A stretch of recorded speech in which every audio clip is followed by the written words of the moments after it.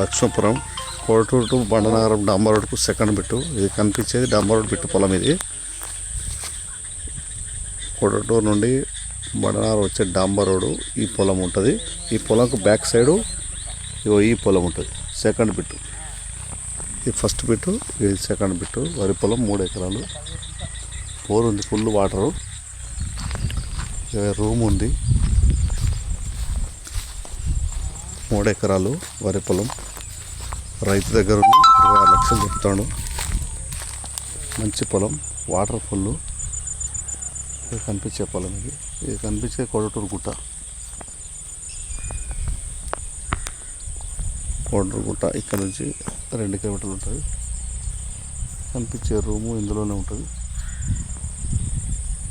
Water full ఉన్నాయి.